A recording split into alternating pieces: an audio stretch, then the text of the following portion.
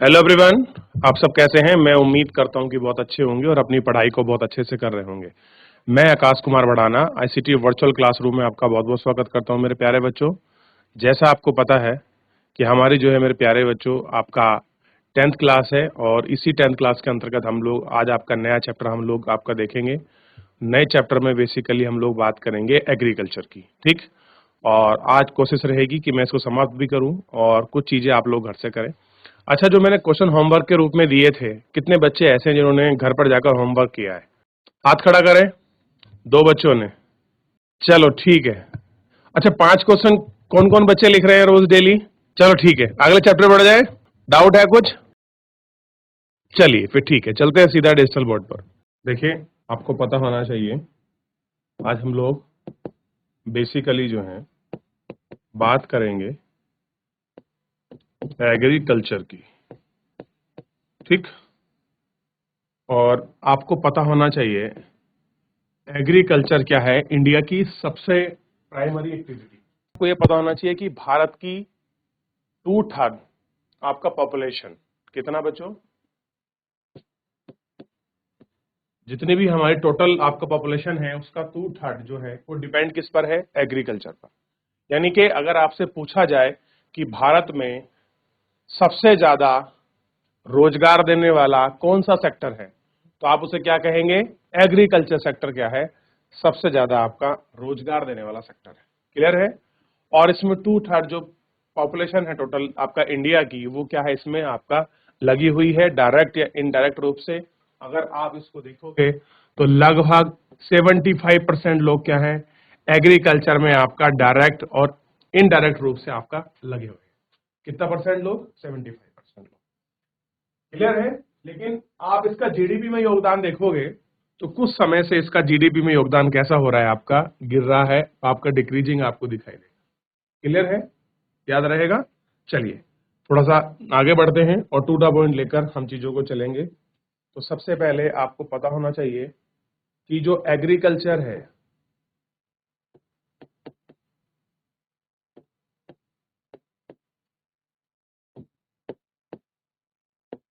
Is back bone of India economy, ठीक। क्या है?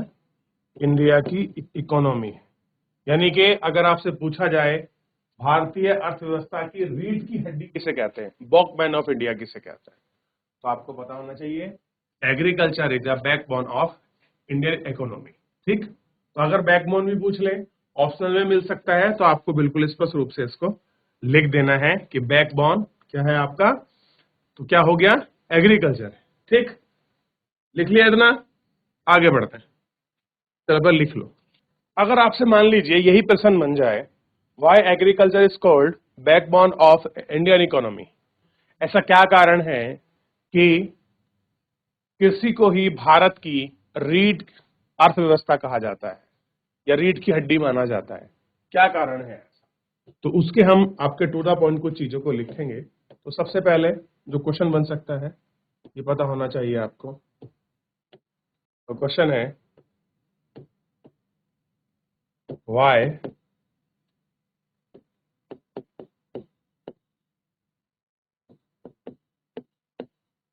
एग्रीकल्चर इज कॉल्ड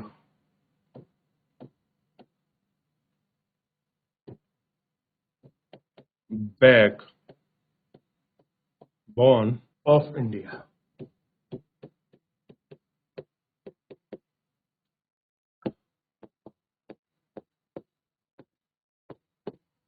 इकोनॉमी, ठीक। तो अगर हम इसे देखें तो सीधा हम इसका आपका टू द पॉइंट के रूप में लिखेंगे। तो पहला पॉइंट लिख सकते हैं 2/3 पॉपुलेशन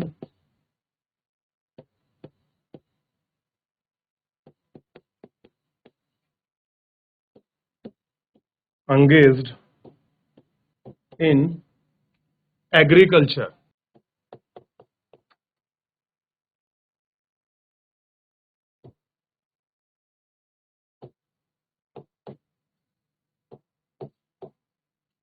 and its produce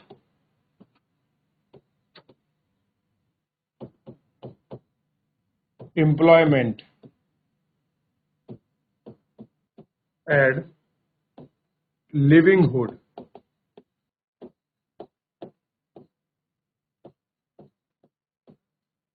तो पहला पॉइंट क्या हो जाएगा कि भारत की 2/3 पॉपुलेशन क्या है, इसमें लगी हुई है और ये आपका एक प्रोडक्शन करती है और लोगों की क्या है, जीवन है, लाइफ लाइन है, लिवलीहुड है। ठीक, ये इसका पहला पॉइंट हो जाएगा। देखिए, मैं आपसे आज भी कह रहा हूं, आपका अगर कोई भी क्वेश्चन आपको मिलता है तो एक नियम है सीबीएसई में, आप लोग ध्यान दें सभी। सीबीएसई में नियम ये है कि जो भी आप क्वेश्चन लिखें आप उसे टू द पॉइंट लिखिए। मान लीजिए इसमें मैं आपको 3 पॉइंट में लिखाऊंगा पूरा आंसर, आपने अगर 3 में से 1 पॉइंट भी लिख दिया तो 1 नंबर, 2 पॉइंट लिखे तो 2 नंबर और तीनों आपके लिख दिए तो आपके 3 नंबर। यानी कि स्टेप मार्किंग आपके हर एक क्वेश्चन में लागू है। अगर आपने जितना भी किया होगा उसमें भी हर एक में क्या मिलेगी, प्रत्येक में आपको स्टेप मार्किंग का इसमें जो है प्रोविजन आपका रखा गया है। सेकेंड देखिए,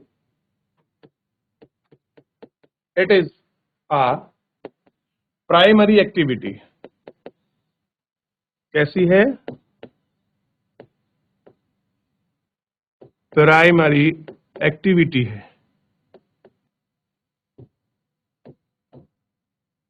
एंड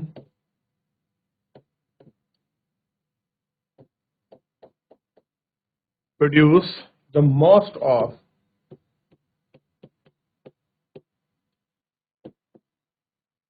the food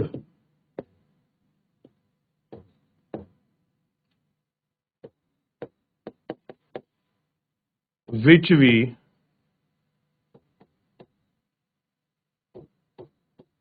commit। ठीक, थर्ड पॉइंट लिखिए,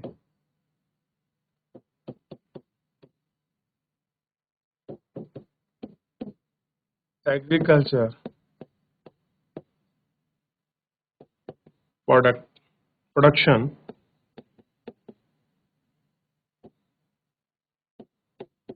exported earn foreign exchange।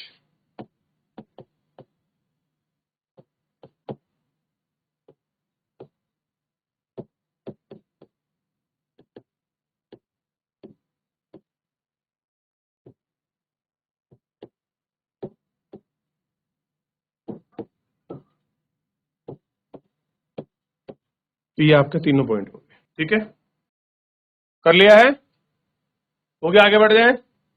जैसी बुक्का वाला बेटे आगे बढ़ जाए। ठीक, अगर मैं आपसे पूछूं, ये तो चलो इसमें हो गया, इस क्वेश्चन को यहीं विराम देते। आगे अगर मैं आपसे पूछूं और सीधा टू द पॉइंट में अगर आपसे लिख रहा हूं और मैं आपसे ये पूछ लूं, टाइप्स ऑफ फार्मिंग, खेती के कितने प्रकार, आपको पता होना चाहिए। टाइप्स ऑफ फार्मिंग में आपका थ्री क्या है, टाइप की क्या है आपकी, 3 टाइप ऑफ फार्मिंग है। कितने प्रकार की कृषि है आपका, 3 प्रकार की कृषि है। तीनों को हम लोग एक एक करके इसमें आपका देख लेंगे। ठीक है, तीनों में आपका देखने के लिए आप इसको लिखना चाहे लिख लें या सीधा से लिख लीजिए, 3 type.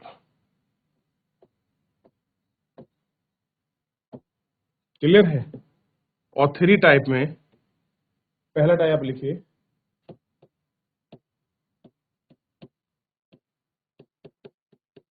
Primitive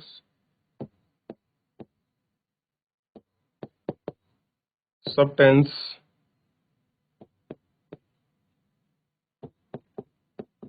farming.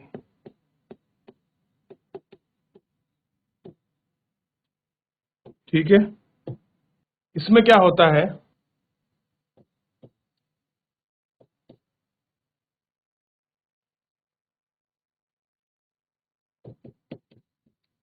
pesticide, no small patches of land with the help of primitive tools। ये हो गया इसका पहला पॉइंट। दूसरा है डिपेंड्स अपॉन मॉनसून।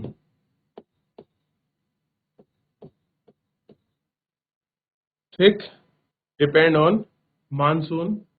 देखिए, प्रिमिटिव आपका सब्सटेंस फार्मिंग वो होती है मेरे प्यारे बच्चों, जो आपका बेसिकली मुख्य रूप से आपका किस पर डिपेंड होती है, आपका क्लाइमेट पर डिपेंड करती है।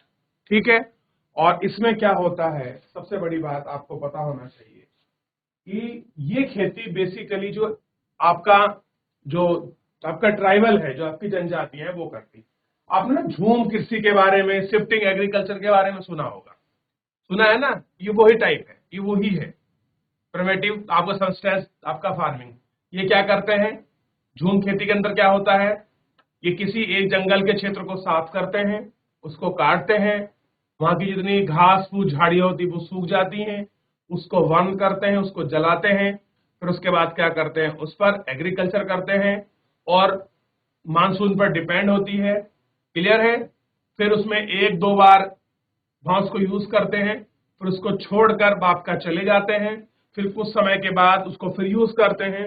और इसका मुख्य काम क्या होता है, इसमें इतना ही प्रोडक्शन करा जाता है जिससे कि जितना ये लोग अपना कंज्यूम कर पाए। ठीक है, तो ये आपको पता होना चाहिए। और इसमें थर्ड पॉइंट आप लोग लिख लेंगे,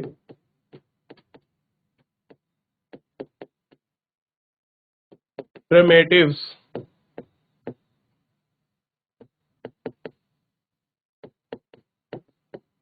substance farming is also called as sage and burn agriculture. ठीक, और इसमें क्या लिखना है,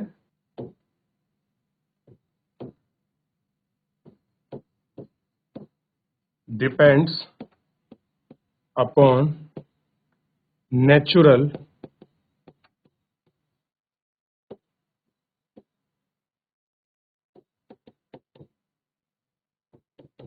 fertility of soil.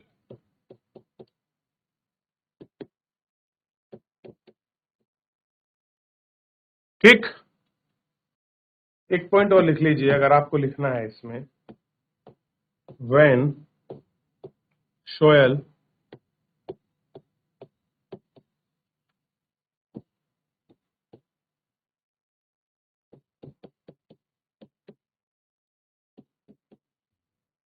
splitting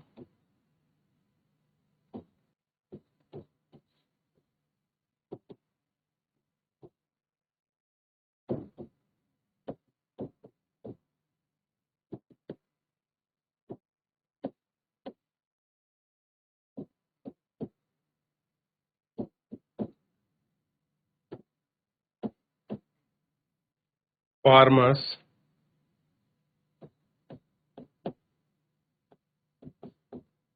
shift and clear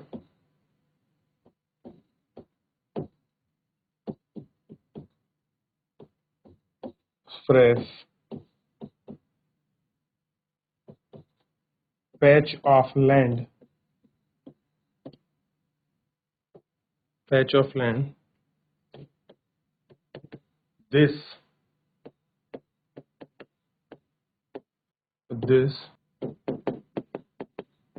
shifting allow natural to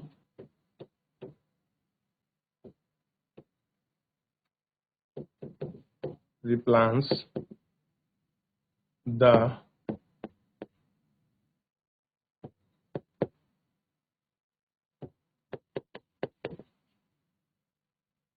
of soil। तो प्रॉपर अगर आपसे परिभाषा पूछ ले शिफ्टिंग एग्रीकल्चर की तो ये कर देना, ठीक है। हो गया, चलिए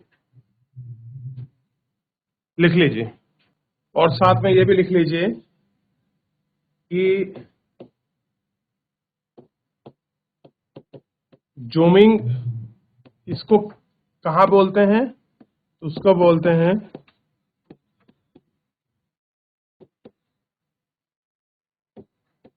नॉर्थ ईस्टर्न जो स्टेट है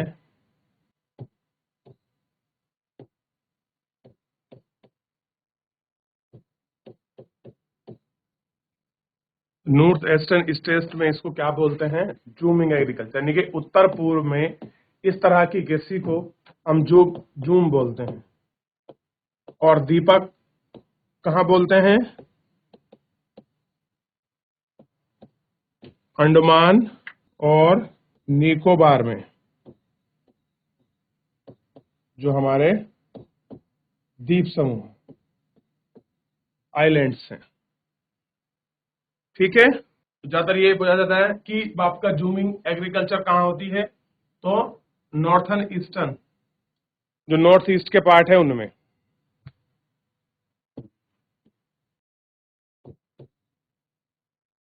क्लियर है। अब दूसरा प्रकार देखें, इंटेंसिव सब्सटेंस फार्मिंग को देखते हैं। इसमें कुछ नहीं होता है, ये बड़ा छोटा सा एक छोटे से खेत में हम लोग बीज खाद उर्वरक का प्रयोग कर हम प्रोडक्शन को हाई कर देते हैं अपने कंज्यूम के लिए, बस उसको बोल देते हैं आपका। हो गया था, कॉपी कर लिया था ना।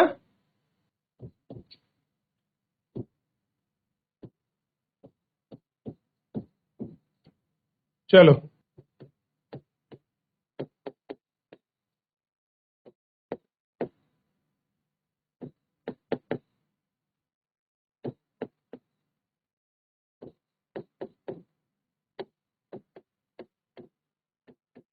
लिखिए, ये दूसरी है और बेसिकली होता क्या है इसमें, ध्यान देंगे आप, यहां से लिख रहा हूं मैं।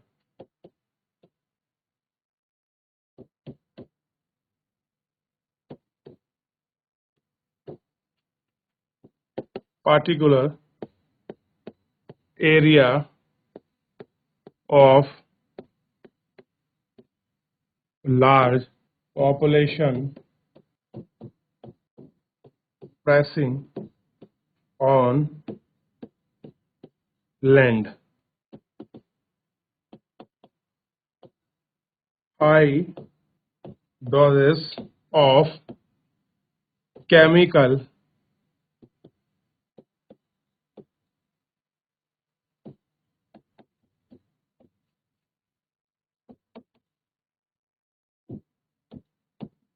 inputs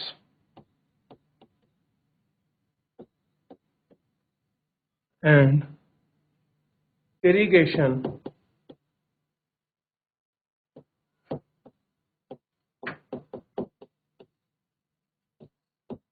are used for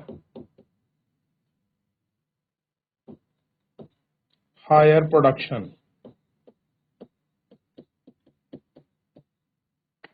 ठीक, क्या होता है बेसिकली हम लोग हाई डोज लगाते हैं, केमिकल को इसमें इनपुट करते हैं, सिंचाई की सुविधा को बढ़ा देते हैं ताकि क्या हो जाए, हमारा आपका प्रोडक्शन अच्छा हो जाए।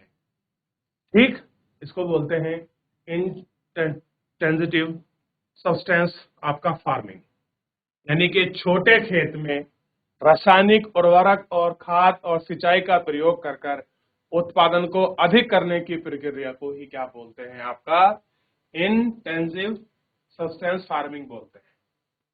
ठीक, इसको लिखें, फिर कमर्शियल फार्मिंग की बात करेंगे। देख लिया, आगे बढ़ जाए। हाथ खड़ा कर दिया करें, जैसे आप कर लें, हाथ खड़ा कर दें, मुझे एकदम पता चल जाता है, मैं आपको देखता रहता हूं। अगला है कमर्शियल।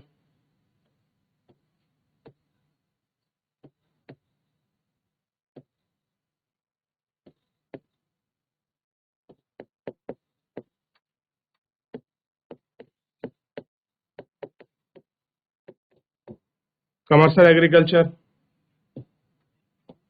तो कमर्शियल में देखिए,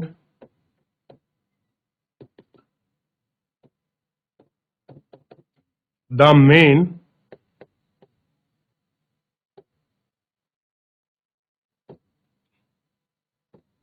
categorized of this type for farming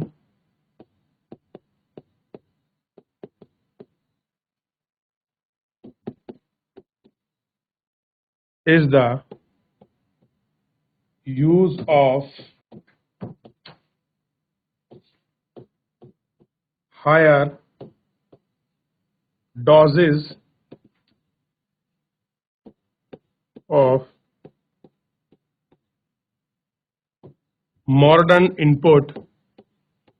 modern inputs का मतलब है नए नए खाद बीज।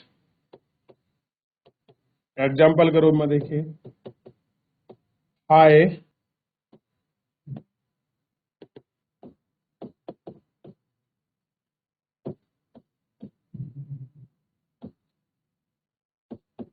yielding variety of seeds, chemical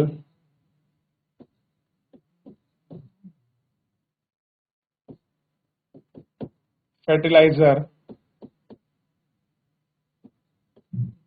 S लगा देना बच्चों इसमें लास्ट में, चलो यहां कर देता हूं, फर्टिलाइजर्स, ECT, क्लियर है? फर्टिलाइजर्स क्लियर हो गया, तीनों को हमने लिख लिया। चलिए अब मैं आपको छोटा सा होमवर्क दे रहा हूं, आप लोग करके आएंगे, करके आएंगे नहीं करके आएंगे, हो गया? ठीक है, देखो आप लोग घर से कर लाना प्लीज है।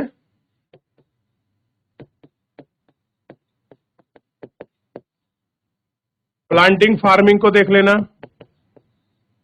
ठीक है, बेसिकली चाय आएगा इसमें, और दूसरा देख लेना क्रॉपिंग, जो आपका पैटर्न है,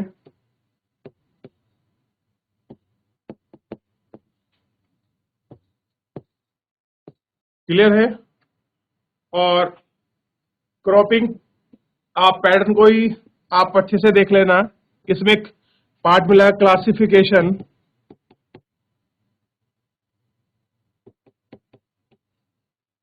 ऑफ क्रॉप्स, क्लियर है? इसको देख लेना। और इसमें देखेंगे आपका 3 टाइप मिलेंगे, आपको पता होना चाहिए। पहला टाइप मिल जाएगा आपको खरीफ, दूसरा मिलेगा जायद, और तीसरा मिलेगा रबी। ठीक, कौन कौन सी कृषि इसमें होती हैं, इनको थोड़ा सा एक बार आप अच्छे से देख लेंगे, क्लियर है? तो ये बेसिकली 2 क्वेश्चन है आपके लिए होमवर्क के रूप में, इन्हें कर लीजिए। और बहुत ज्यादा इंपॉर्टेंट है ये वाला, सेकंड वाला। तो बच्चों आपने देख लिया, आप प्लीज, आप जो भी बच्चे देख रहे हैं, बड़े मेहनती बच्चे हैं सब लोग, रेगुलर बैठते हैं, रेगुलर काम करते हैं। मेरी भगवान से प्रार्थना है और मेरा आशीर्वाद है कि आपका बहुत अच्छे मार्क के साथ, आपका जो जिस सोच को लेकर चल रहे हैं, ईश्वर आपकी सोच को ऐसा पूरा करे और आपको इस लायक, आपका सामर्थ्यवान बनाए कि आपके बहुत अच्छे अंकों के साथ आप परीक्षा को पास करें। धैर्य के साथ पढ़िए और अपने फोकस को बिल्कुल अपने सामने रखिए और अपनी पढ़ाई को अच्छे से करते रहिए। चलिए, wish you all the best, मिलते हैं नेक्स्ट लेक्चर में, धन्यवाद।